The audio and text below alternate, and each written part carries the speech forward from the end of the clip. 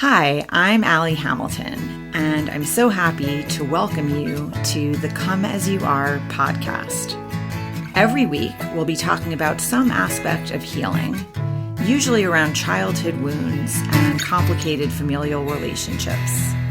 The topics will always coincide with my personal essay of the week, and this will be a place where we can take a deep dive together. I'm so thrilled you've joined me and delighted for you to always come as you are. Hi there. Hi there. Welcome to our talk. Today the topic is through the looking glass, and that's, I think, pretty clear to everyone, an Alice in Wonderland reference. I was writing this week in the essay about just kind of like how I have been lately, and maybe some of you will relate and maybe some of you will not. I really, since the election, have just been in this state where sometimes I'm good. I'm maybe meeting a friend for lunch, or I'm talking to someone on the phone, or I'm writing, or getting work done, or filming a yoga class, like whatever it is. And then other times where I really feel the need to retreat and be quiet and be still. And sometimes I'm deeply sad, or I have tears streaming down my face. There's just, I feel very just this quiet, and I think some of it is processing still, just like where we are and what is happening in our country, but also just globally, like in the world, because there does seem to be this shift toward authoritarianism, and it's alarming. It's alarming, certainly from my perspective. And so I think I am just kind of in that mode of continuing to try to make sense of the world, which is, I think, what we're all called to do generally, right? We're always trying to figure out what's happening around us, what's happening inside of us, and, how we can hopefully make that landscape inside peaceful, loving, kind, compassionate, patient, tolerant, aware, the ability to really just look at the things that are the feelings that are coming up and sit with them, and also what is happening around us, and then the impact of our actions on the people around us and the world around us. So I think we're always called to examine that stuff. We don't always answer the call, but that is the idea, right? And hopefully as we get older, we're doing more of that. We're realizing how time is very short, and this is not sort of like a dress rehearsal, right? That's certainly something we've heard before, but this is it. We're living it. Life's happening now, today, now. And so I was also talking about the way this kind of state of being that I find myself in right now is affecting my writing life too. Because usually when I go to think about what I'm going to write from week to week for the essay, and it's a little different, I'm also finishing my memoir. So there's, those are two different animals kind of, but certainly with the essays every week, I generally have some theme, some fully formed, idea that starts to percolate, and then other things will arise from oh, I know how I could sort of illustrate what I want to say, but lately that's not what's happening. I'll get a line will get stuck in my head from a book, or someone's quote, or a song lyric, or a poem, and it'll just kind of it's caught in the net. I know that it wants my attention, needs my attention, or I will suddenly have a sentence, that's like moving around in my mind, and I'll write it in my notes app so I don't forget. And then maybe I'll think of like, I've been really drawn toward allegory lately, narrative, stories that are kind of, just in the swimming in the waters with us. So, and I kind of have come to trust that it's all going to come together somehow, even if at first I'm not sure how these different fragments are connected. I'm beginning, because it's been going on for a few weeks now, to just trust like, okay, it'll come to me. Like, I'll figure out why these different things are swimming around up there. And this week, what kind of got stuck in the net was this idea, this quote: don't just do something, stand there. And that is a quote that is most frequently attributed to the White Rabbit in Alice in Wonderland. And obviously it's a play on the like, don't just stand there, do something. It's flipped. And I remember as a kid laughing, like thinking that was really funny. And that was the kind of thing when I was little that would just like make me laugh, it's amusing. But as I got older, I realized it is one of those quotes that I really need to have tucked in my back pocket as like part of my survival kit, because my default setting, and it's not, I didn't come into the world this way, but I think just from my childhood, I really learned to take action or to, problem solve. And when you grow up with a lot of chaos or uncertainty, certainly in an alcoholic household, which I had at my mom's, or in a household where there are a lot of secrets, which I had at my dad's, you're always, as a kid, you learn to be on high alert, looking for danger, looking for, like situations that can erupt and make you unsafe, and you're trying to avoid that. And certainly with my mom, and I think a lot of children of alcoholics will relate to this, I was always watching as the night went on. She would start drinking usually around 5 p.m. So I was always watching to see how many bottles of Chardonnay were going to get opened. I'd be counting corks and watching her, listening for like when the slurring would begin, kind of checking her mood. Like, is she going to be happy drunk or angry? Like, what's going to happen here, and what can I do to mitigate, or maybe to like distract her so she slows down? Can I be entertaining? Can I be helpful? Can I be like sweet? Can I, like, what do I need to do here?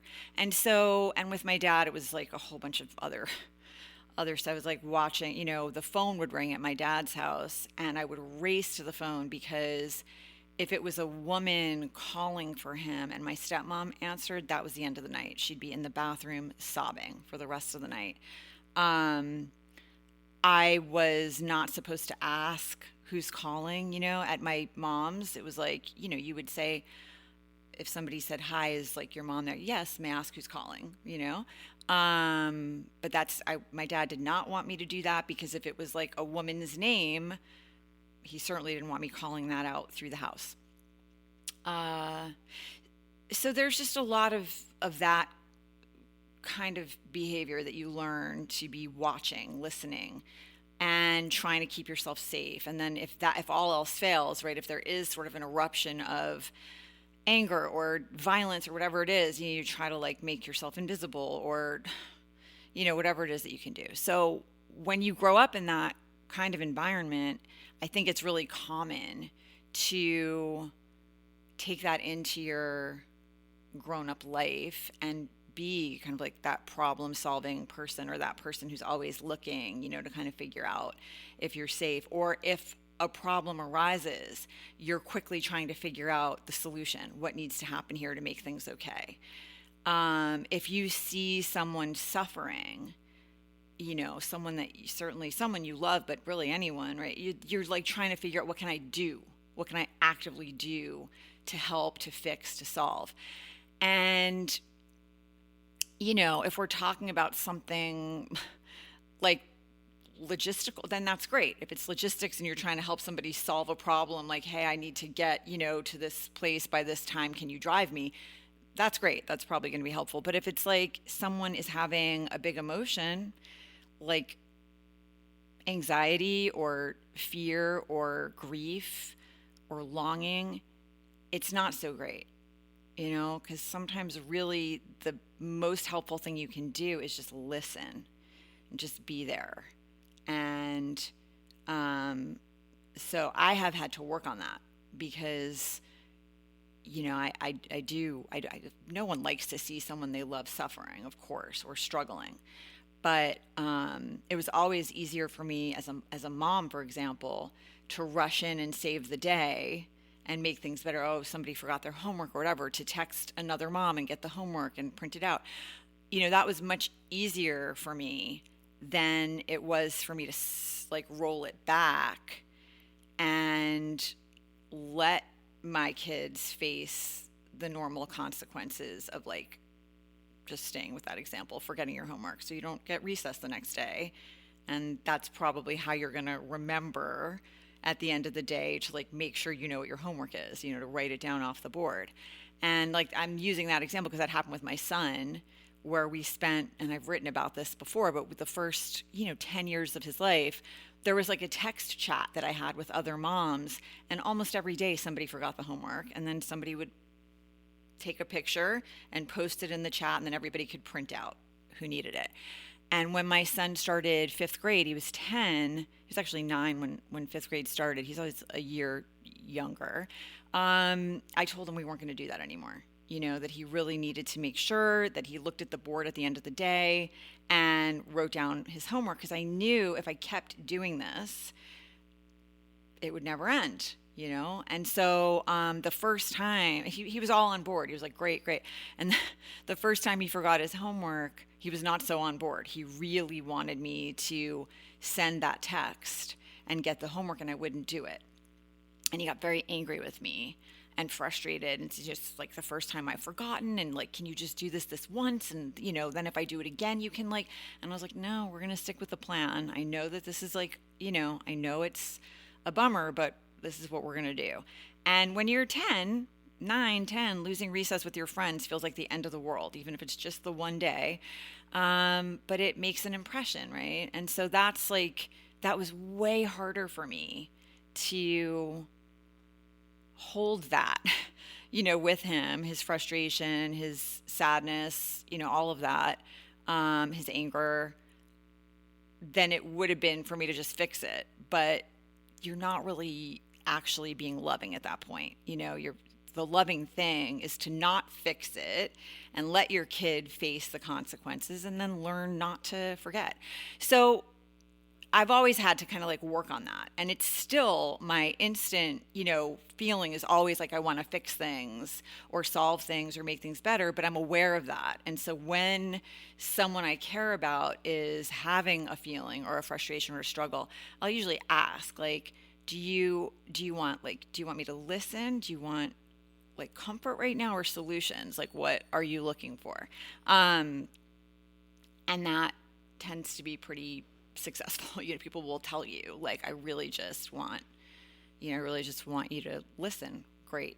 But also for myself, I had to learn to sit with really uncomfortable feelings. And I think when I was a kid growing up in those two households, there wasn't really space for me to have big feelings. I certainly was not allowed to get angry at either of my parents. There's no expression of anger allowed.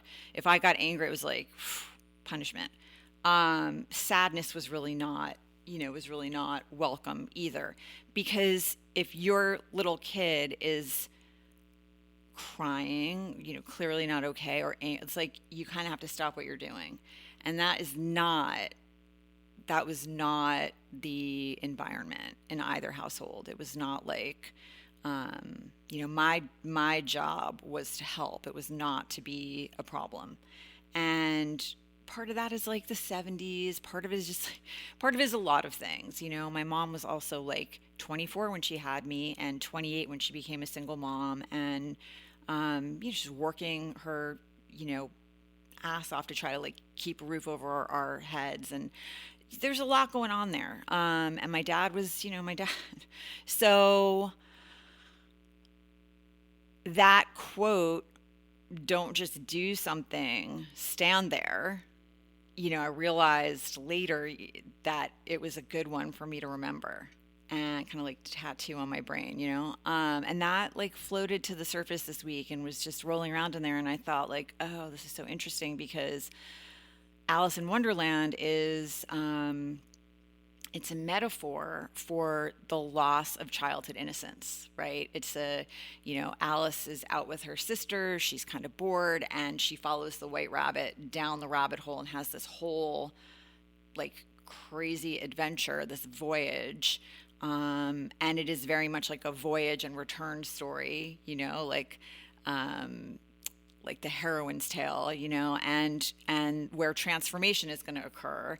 It's really a metaphor for that loss of childhood innocence and the experience of going through adolescence, going through puberty on your way to adulthood, and how painful it can be, how confusing, how scary, how awkward you can feel.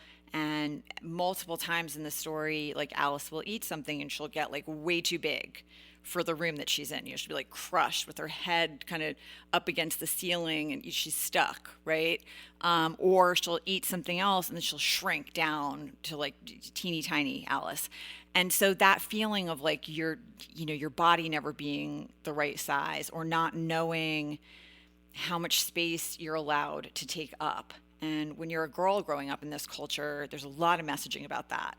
And what the rules are, and so she's in this strange world with strange creatures saying and doing strange things, and she's trying to figure out what is happening and how she can maybe get back to the world she came from, because this is not so fun. There's Mad Hatter and the caterpillars, like just all these people, the Red Queen and the White Queen, and just there's a lot of creatures she's encountering on her travels that are scary or confusing, and some that are fun, So that's really what it is all about. Through the Looking Glass is this idea of being in an unfamiliar world and trying to make sense of it. And so as I was thinking about that loss of innocence, that childhood loss of innocence, I realized that for many of us, and again, not all of us, clearly, but for many of us, that's kind of what we're having right now. Is like a round two of that, this feeling of like, wow, I really believed in my heart that more people would not get behind the messaging of a campaign that was so, anti-woman, misogynistic, sexist, racist, homophobic, bigoted in every way. Like,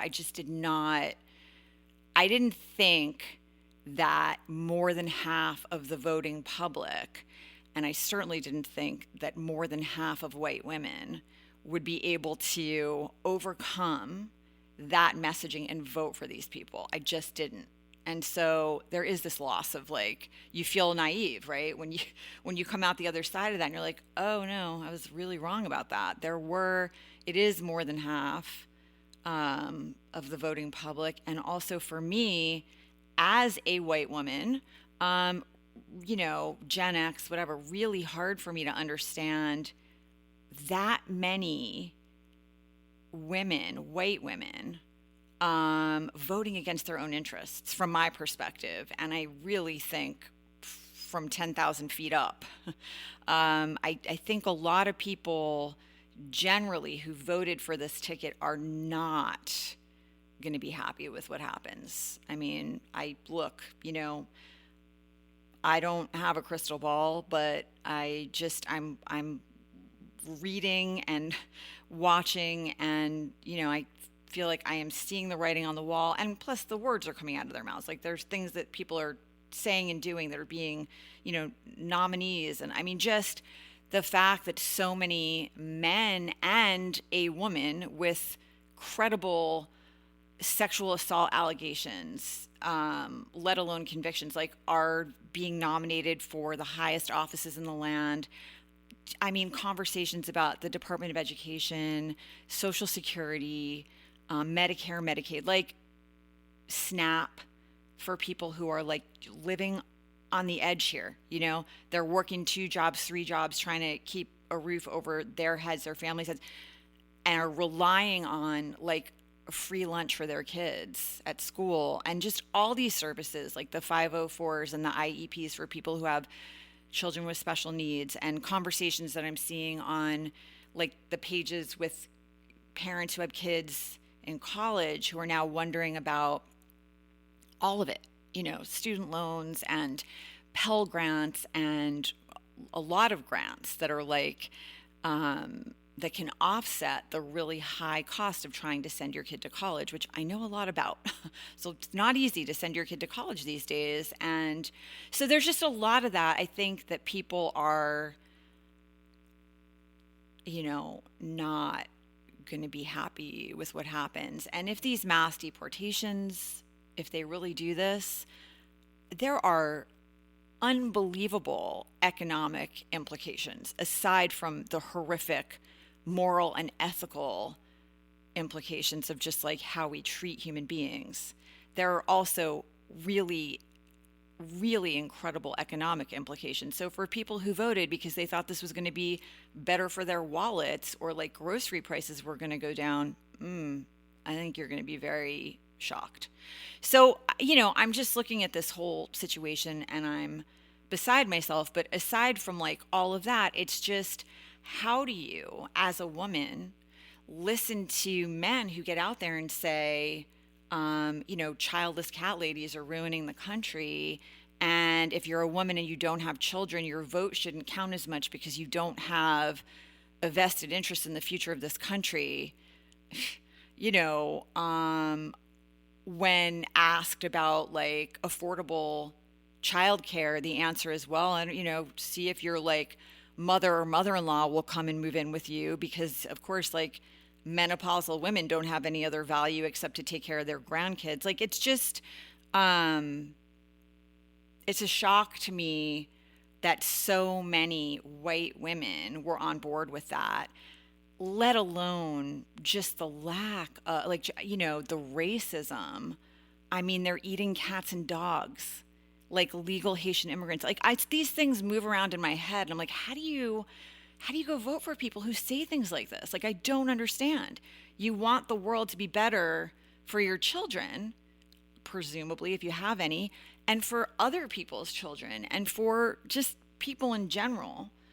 How do you go and vote for people who, I mean, the names that the president-elect was calling our current vice president, it was disgusting, like the lowest of the low, you know, and this whole like narrative about women sleeping their way to the top, and just the languaging, I just don't understand. So I think that's part of it. Like there's just a part of me that's like, I don't understand, no matter what your like values are or what your reasoning was, I don't understand how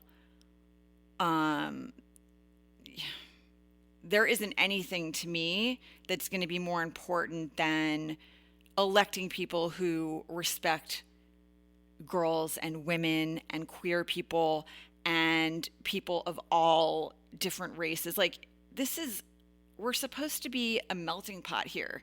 You know, bring us your tired, your poor, your like, I understand we've had a border crisis, an immigration crisis for decades. I know that. I'm not, you know, I understand that. And I know that it was, you know, people wanted a change there.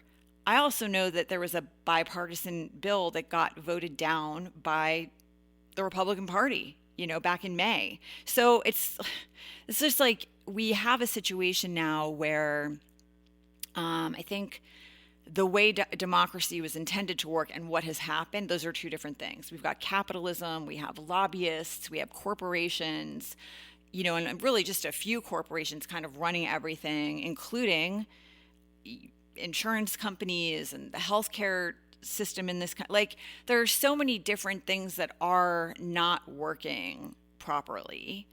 and people are suffering as a result. Far too many people living in the fringes. And so, yeah, it's really hard to wrap my head around, like, wow, okay, how do people overlook all of that narrative that was happening from this ticket of just really awful men? There are good men in this world, like really good men in this world. These are not them, these people that are coming into office. These are not the good men of this world. These are the men you would not want your daughter with alone in a room. Okay? That's who these men are. So, like, I don't understand. And then forget, like, the abortion bans and the impact that has had on not just people who were trying to elect to have an abortion, but people who are having pregnancy related emergencies, in places like Texas and places like Florida, Georgia, and what is happening to those women is, like, it's devastating. And it's impacting everyone because medical people don't want to do their residencies there in those states where they could go to jail for trying to save someone's life, for doing your job, right? And just the fact that so many people are like, well, it's up to the states now. Listen, when you put it up to the states, this is what happens. Women die, women die who should be here. And yeah. Anyway, so that's all the stuff that kind of, like, is going through my head and all the people that I'm worried about. And it's already happening, and I was saying that too. It's like within 24 hours of the election results, you had the whole, your body, my choice dudes who got real loud and continue to be really loud. And just, like this Tom Homan, who's now going to run ICE again, who is an author of Project 2025, as are, like, most of the people being elected, okay, or being nominated are part of that. The Heritage Foundation, they have strong ties to them. Stephen Miller, like, these guys are scary. And the vision that they have for this world and for our country is terrifying. I read the document. I said that a few episodes ago. It was like 920 pages, and I read it. I was going to Portugal and back, and I read it on the plane there and back because I wanted to educate myself about what is it. I don't want to just take these little clips that I'm seeing or like a page here and a page. I want to read this thing and try to understand what the vision is. The vision is terrifying, and you would have to be willfully ignorant to continue to say that he's not part of it. He's very much tied to it. All the people that he's bringing on board with him, that's their vision. That's what they want, including the vice president who's about to come in. So, it's scary. And so that's all the stuff. There's, like, really serious stuff on my mind.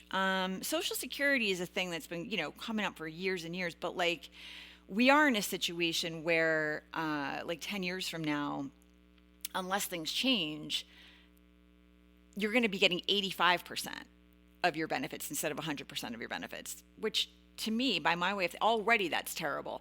And that is because there are fewer, like, most people that are coming into the workforce now are making less than their parents did. So the taxable wages, that number's gone down. And so there's less going into the, the system that supports Social Security, right? Less money going in. And so the people who are, like, my age, like in their 50s, right? The benefits that you may think are coming to you, you got to subtract, like 15% of that if you're planning on waiting 10 or 15 years. There's a lot of stuff here, and it may be even worse than that. And if they do actually do these mass deportations, undocumented immigrants pay into that system a lot of money. So it's just, there's a lot of stuff here that, I don't know. Like, I'm thinking about all that and just thinking, like, what's going to happen here? what is going to happen in this country? What is going to happen for my children, for your children? What's going to happen to my, I have so many friends who are marginalized people in this country, and women are also, but so I just, yeah, all those things are really on my mind, and it is already happening. And there's that, as I was saying, like your body, my choice, but there's also, I don't know if you all saw this week, there's beautiful Indian American family on a United flight, and this realtor from California, this woman, I don't know how old she is, but she is definitely old enough to know better, way better. And she apparently on the plane, and I linked to this in my essay, they have 3 kids.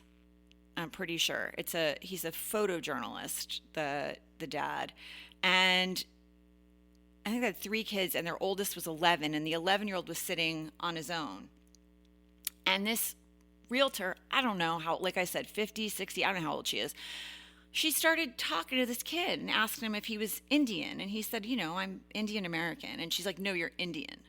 And then it continued on the shuttle bus. And she told this family, the 11-year-old is the oldest kid they have. I think like an 8-year-old and a 4-year-old maybe, that they smell like curry.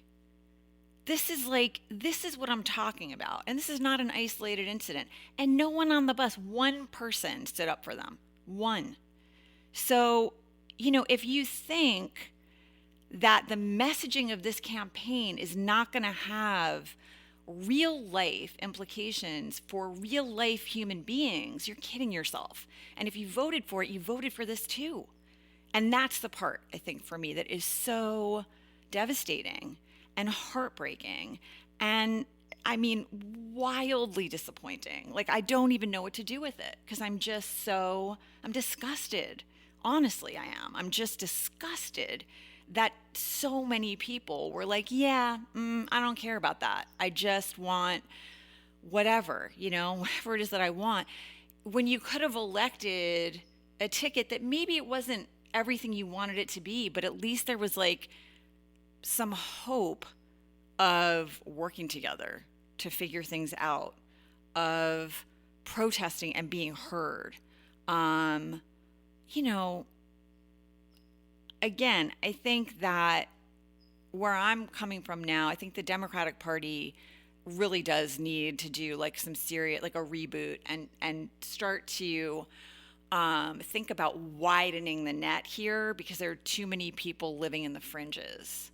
They're not okay. And it's been far too long that that's the situation. There's this whole thing of like, oh, the Democratic Party's gone too far to the left. I don't think so. I think it's come too far to the middle.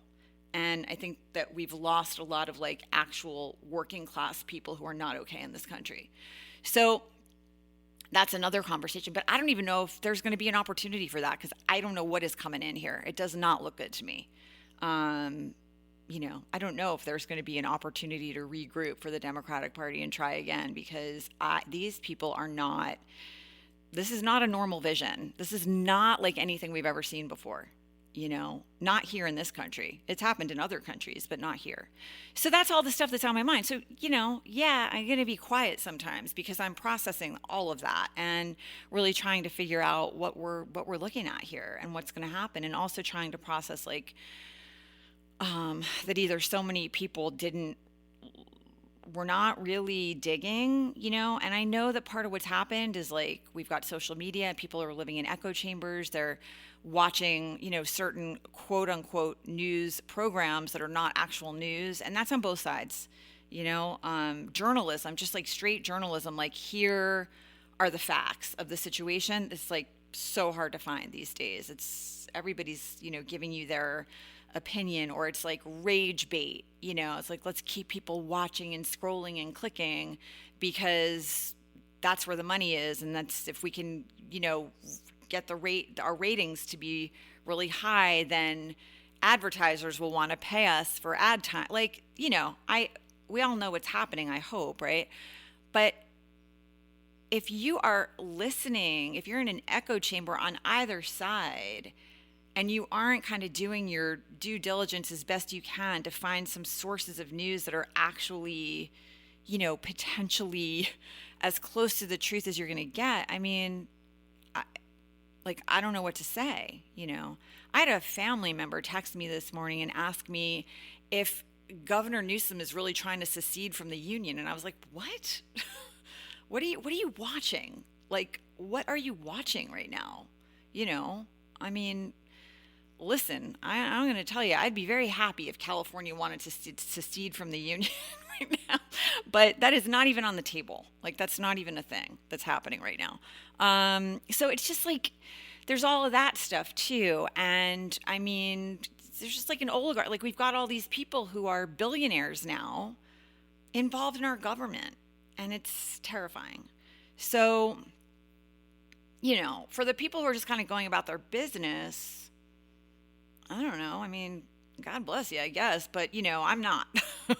I'm not. I'm going about my business. I'm doing the things that I need to do to feed my family.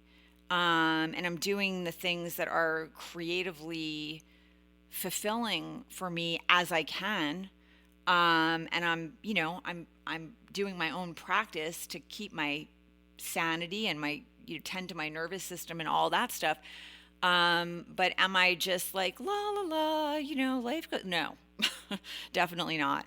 And there are times where, and then I tend to be a very optimistic person, just generally speaking in my life. I think that's how I'm still here. Even as a kid with all that craziness going on around me, I think some part of me just like, I knew to hold on, and I had faith that life was going to feel better eventually, that I was going to grow up and figure out how to set my life up so that I felt safe and fulfilled and, so that I had love in my life that felt good. And I have maintained that, I think, that optimism for most of my life, not in a naive, like, stay positive, not that. I don't you all know, I'm not spiritual bypassing for me is one of the most toxic,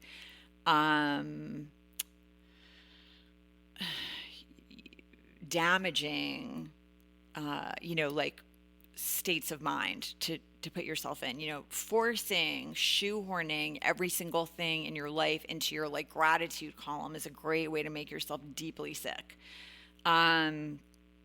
So I'm not talking about that, but just this idea that like, I still believe in humanity, and I still believe that most of us want the world to be a beautiful place. I think my faith in that is being really tested right now. I know there are a lot of people who feel the way that I do. I know that there are because I speak to them all the time. They're in the comments under the essays and they're emailing me and messaging me. I know that there are a lot of us who feel this way, but I'm just, I would say, more concerned than I've been in my lifetime, by what I'm seeing around me. And so it does feel very much like Through the Looking Glass, like that round 2 of Alice in Wonderland where you're like down the rabbit hole and you're like looking at this unfamiliar world and trying to figure out what the rules are of this world, like what is happening, and who are the safe people. Like the Tea Party, right? Alice in Wonderland, like the Tea Party, like who do you sit next to right now? And I think a lot of people just went through that at Thanksgiving. A lot of people who have family members maybe who voted against their right to like live and love and pray or not pray openly.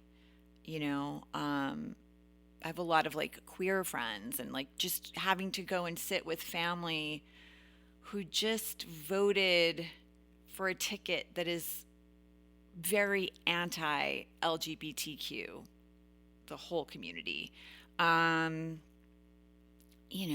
It's brutal, right? To have someone, and it's that gaslighting thing, and gaslighting is so overused, but sometimes it does really fit. Of I love you, somebody say I love you, but I just voted in a way that's going to make you less safe from day to day, but I love you. And that is really, that's just painful. And I know what that is, because when you do, well, certainly in my situation, growing up in an alcoholic household, I loved my mother. So I just want to say that, for my own self, I loved her to the ends of this earth. And I love her beyond the ends of this earth now that she isn't here anymore. I miss her, coming up on the anniversary of her death. Tomorrow. That'll be 4 years. Is that right? 2021. Yeah, no. Is it 3 years? I have to think about it. Yeah. Okay. I don't have to think about it that hard. So, it's at this time of year, I miss her more, it's painful. And we had a really tough time. Even though I loved her so much. She didn't make it easy to love her. She was not easy. She would never admit she had a problem. She would never admit she was an alcoholic. She would never admit when she was wrong. I think that she maybe said, I'm sorry once in my entire life, maybe. She was very difficult. If you tried to talk to her about anything, it was if there was any sense that you were calling anything into question, it was not going to go well. She'd go to instant rage, instant defensiveness, or she just cut you off. So it was painful. It was difficult. But she also had a lot of great qualities. And that's like most people. I know we love to paint people with one brush or another, and there are certainly situations where someone is so abusive that the only thing you can do is step away and protect yourself. With my mom, I really desperately wanted her in my life because I loved her, but I also wanted to figure out how to keep myself safe. And part of that was moving 3,000 miles away and figuring out boundaries, I'd always be doing the math if it's 3 hours earlier here than it is in New York. So I would always be careful. If she was calling, I would make sure it was not past 5 New York time. So I'd always try to talk to my mom mid-morning LA time for the 20 plus years I've been living out here. And then when she would visit, eventually, I didn't do this right away, but after my 40th birthday, she came out for was it my 40th? My 40th birthday was not good. We had a huge, she used to come out on my birthday every year, and then we would have some big dinner that she would want, and it would be my friends and her friends, and then she'd drink a lot, and then my birthday would end up being just not good. So it was actually, I think it was my 40th was not good at all. And then I think my 44th maybe, or my 45th, things got so bad that after that I started putting her in a hotel when she would come out. So it's always trying to figure out how to keep myself safe. When my kids came into the equation, obviously they loved her to pieces. She was a good grandma. She loved them. But I would have to shield them from the drinking. So it's very difficult when you love someone like that, and boundaries. But as I was growing up, the thing that was so difficult and painful, one of the main things was that I would have these awful experiences with her when she was drinking, and she really would unleash on me. And I think that it was partly because she knew how much I loved her. Maybe I was her daughter, so it's I wasn't going anywhere.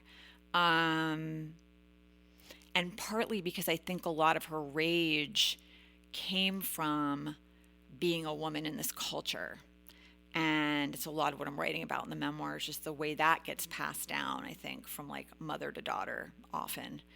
And certainly women of my generation, I think that has happened. Gen Xers, like a lot of rage, kind of coming through the bloodstream there. And so I would then have these experiences with her, and sometimes they were like, devastating, violent, like just, it was so painful, like broke my heart. I couldn't understand as a kid either, like what I had done to deserve that, or like why she didn't love me, like how I could possibly have made her this enraged, and I hadn't even done anything, and I was like working so hard. I'm a straight A kid and taking care of my baby brother and like keeping the house like I was like working overtime to try to like get the love and get her to stop lashing out at me in these ways. And when I would try to talk to her about it, especially as I got older, it would be like, I didn't say those things. I didn't do that. I do not drink too much. You're sensitive, you're dramatic. This is gaslighting, right? Like a thing happens, you hear it, you see it, you feel it, you experience it, and then you try to talk about it, and you're told that did not happen, and how you feel is not valid. And there's just so much of that in our culture now as well. We all hear things and see things, and then you're like, wait a second, how is this possible? And oh well, he didn't mean that, or that's just, those are just words. Like, no, they're not just words. They have a real impact on people. So there's part of that too, where it's just like, that through the looking glass thing, and trying to figure out how can you be safe in a country that just showed they don't have any respect for you, and your own peers, kind of like voted against their own interests, and like, how do you make sense of that? And that's a lot of what I have been, I think, grappling with, and I think a lot of people are grappling with it. Like, how do we make sense of this, and how do we move forward, and where can we like find some hope here, and have some conversations that might actually be healing and helpful, which, I obviously would really like to be doing that. I had a woman, tell me that she is a conservative woman and she's tired of defending herself, and, she's just going to like go away. And I said, like, look, I would love to talk, like, I'd love to talk to you. I'd really like to try to understand what caused you to vote this way. But she wasn't open to that. And I really was calm, and, I would have invited that kind of conversation. I'm not saying I would have been convinced, but I would have listened, and tried to understand from her perspective. I understand we're not all growing up in the same ways. We don't all have the same ideas about like how things should be. But I do have a very difficult time understanding any woman who would want to vote for people who clearly don't value you, like as a human being in your own right, only value you as a baby maker, a homemaker. Like, I don't understand that. I don't think I'll ever understand that. So, yeah, those are the things that I was writing about this week and in this essay, and this whole idea of don't just do something, stand there, is really the yoga practice, right? It's like when you have a big feeling come up, the idea is to be curious instead of like you wanting to numb it out or deny it or distract yourself, pretend it isn't happening, online shop until you feel better, or drink, or like throw yourself into a relationship, or start problem solving for other people. Like that.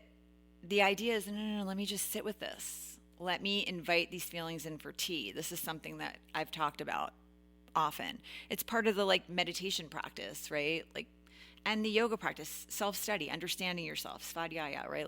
Like knowing yourself, because if you can understand, okay, I'm having a feeling, and maybe it's like envy. That's when people, that's not a good feeling. I don't think anyone enjoys feeling envious. It just makes you feel like you need to take a shower from your own self, from your own thoughts. But it's very human. We all feel it. Everybody feels it from time to time. Somebody, you see a peer. It's usually most triggered by peers, by people in our own, circle, or people we perceive to be like at our levels, our age, no one enjoys that feeling, but it's human, and it's such an opportunity to kind of like check in and figure out what's happening with me. Why am I feeling this way? Why am I feeling like less than, or what is my worry right now? What is my concern? Sometimes it is like if you have a real like feeling about someone, cringy, whatever it is, that you're seeing something in them that is like something that exists inside of you that's like makes you feel ick. But sometimes it's not that. Sometimes it's really just that you're seeing something and you're like, oh, I need to mute this because maybe I care about this person, but this is like, it's so painful to watch this. So there's all kind of, but you have an opportunity to get curious and to allow that, feeling to arise in you so you can examine it and figure out what's happening. And maybe there's something like a productive, once you've done that, once you've kind of sat with that feeling, then you can figure out, is there something to do about it? Is there an action I could take that might help? And the action might be, let me go for a walk and get outside and get off my phone, I mean, so being able to withstand discomfort, I think, is an essential tool if you want to be at peace and you want to feel at ease in your own skin. And I grew up being taught to kind of push that stuff down. There's no room for that. There's no room for your rage. There's no room for your, confusion. There's no room for your sadness. There's no room for that. So I got migraines and I had like disordered eating and, I had all kinds of things as a teenager that followed me into young adulthood that I had to like really look at a certain point in order to move through that stuff. You can't move through it if you can't like sit with it and feel it. And so that's the good kind of don't just do something, stand there, That's the good kind. The kind that's not so good is bystander syndrome. Something's happening on a United shuttle bus and no one's speaking up. That's not the kind that we want. That's the moment where, hopefully you do stand up and say, don't speak to them like that. What are you, that's not okay. Don't speak to them like that. Hopefully that's like obvious. For me, that's like what we're here to do, is look out for people, look out for each other. And that's the stuff in life, I think, that really feels the best, is connection and empathy, and like trying to put yourself in someone else's shoes. Going out of your way for your neighbors, like really, extending yourself. That's the stuff that makes you feel, I think, really good about the way you're showing up in the world. And kind of turning a blind eye, not getting involved, not speaking up, you're then complicit. You're like part of this awful thing that's happening. And so, maybe just like thinking about those two things. Am I able to sit with feelings that are uncomfortable, painful, dizzying? Can I sit with heartbreak? Can I sit with fear? Can I sit with sadness? And know that if I allow myself to just feel those feelings, they will like arise, they'll peak, they'll subside. They'll move through me. Whereas if you try to block those feelings, then pressure builds. It's that whole like, what you resist persists. And that's something I think I first heard in an Al-Anon meeting. Al-Anon meetings are for family members of alcoholics. And I went to Al-Anon meetings for about 3 years, like 17 to 20. And it was really, really helpful for me. If you're someone who loves an alcoholic, an addict, like I do think that it can be really helpful. For me, it was not like I didn't stay in it because I didn't want my entire identity to be defined by my mother's alcoholism. Like, I'm the adult child of an alcoholic, but I'm also other things. That's not my whole thing. That's just an aspect of who I am. And for me, it started to feel that way. I'm not saying that that's going to be true for everyone. I'm just talking about my own experience. I will occasionally go back and just go to a meeting if I feel like my kind of like codependent tendencies are arising and I could use a little like refresher course. I'll go, but for the most part, I'm pretty aware of what is happening because I've been doing yoga for 30 plus years. It works. I can tell you it's really helpful. And so because I've been doing this for 30 years, I feel it right away if my shoulders tense up or my jaw's clenching or my eyebrows are I feel that pretty quickly. I think it's not like 3 hours go by and then I realize my shoulders are up around my ears. It's like 30 seconds go by. I'm like, oh my, what's happening with me? And that's I think one of the greatest gifts of like a yoga and meditation practice. And I'm not pushing this on anyone. It's not for everybody, but I do think the reason I teach and the reason I've been practicing so long is because it continues to be enormously helpful for me to be able to know myself, sit with my feelings, have ease. I have ease. Like I'm comfortable in my own skin. Like I know who I am. And, that was certainly not always the case that I felt ease with any of that, let alone that I put a very high value on my own well-being. I didn't do that for decades, So yeah, it's good stuff. It really teaches you to be honest and just be curiosity. And that's the other thing that I was talking about in the essay. And probably the last thing I'll touch on is just one of the best things that Alice has going for her is she's navigating this unfamiliar world and, feeling too big for some spaces and too small for other spaces and scared and uncertain and whatever is her curiosity. She's just curious about everything. She's trying to understand why people are doing what they're doing or why the rules are the way they are. She's asking questions. And sometimes the questions she's asking are making other creatures around her consider things or think about things, so that curiosity is helping her navigate, but it's also kind of having an impact on the world around her. And I think that we could all use more of that, just to be curious about our own feelings when they arise and curious about what is happening for other people, and not just curious, but really considering what that is and seeing if there's some way that we can be supportive or helpful. And also curious about what is happening in the world. I was saying that if I wasn't so worried about my children, your children, all of us, I mean, it would be a really wild time to be living through.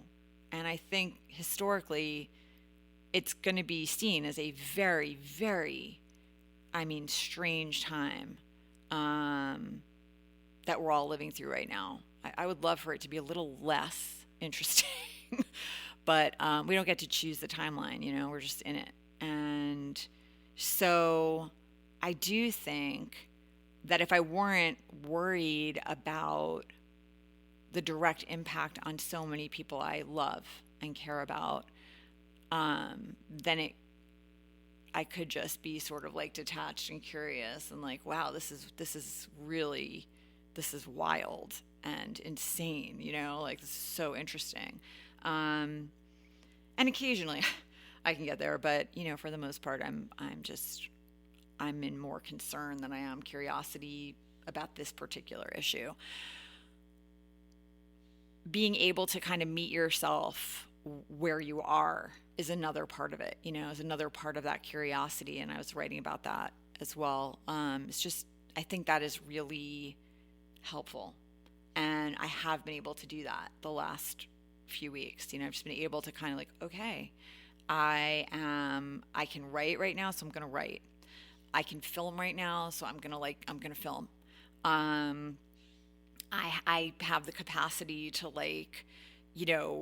do some of the things I need to do. Like I'm going to do them while I can. I'm going to kind of strike while the iron is hot, because I already know now that there are going to be times where it's like, I don't have that in me right now. I need to just like read for a little while, or, go for a walk, go down to the beach, sit by the ocean. Like, I need to take care of my nervous system and my heart, and my mind.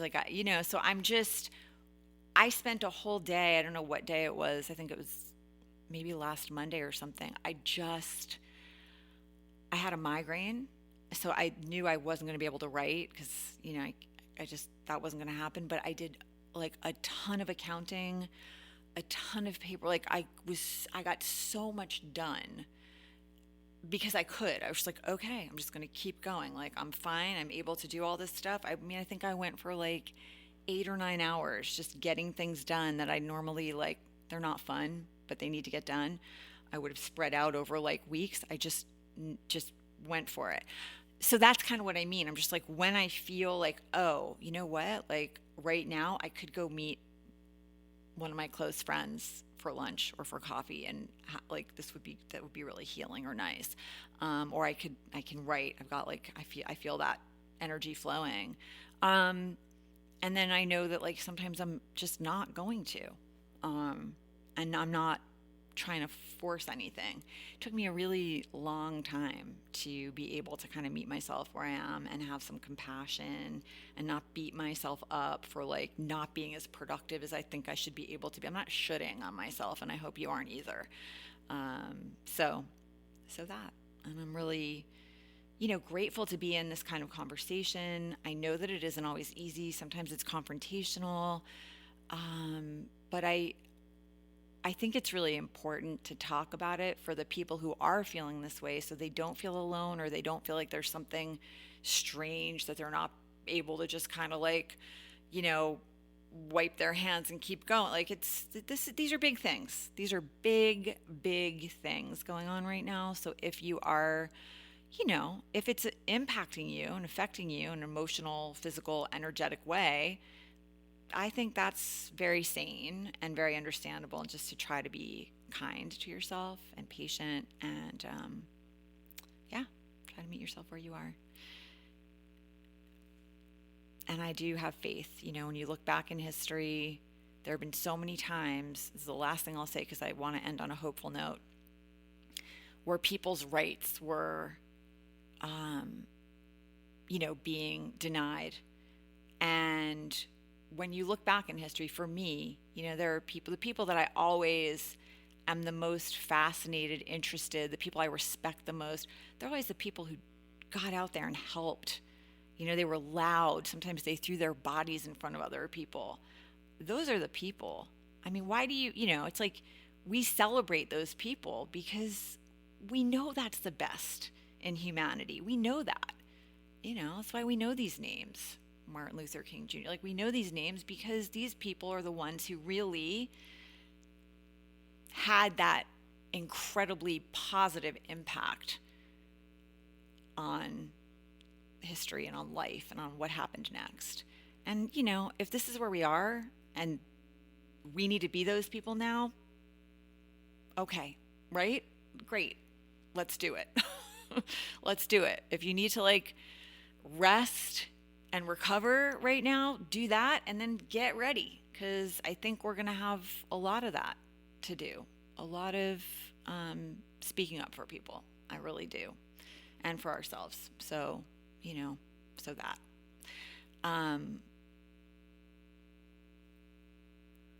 I'm really easy to find if you're not okay, if you could use some support. I'm really, I'm certainly writing every week and obviously podcasting and even like the classes I'm filming. I'm really trying to be a source of support in those moments where I feel like I can be. And if you're not okay, like please reach out and know that you're not alone. There are a lot of people who really care, and I'm certainly one of them. So thank you for joining me. I hope this was helpful, and I'm sending you lots of love. Please be gentle with yourself, be good to yourself, and I'll see you next time.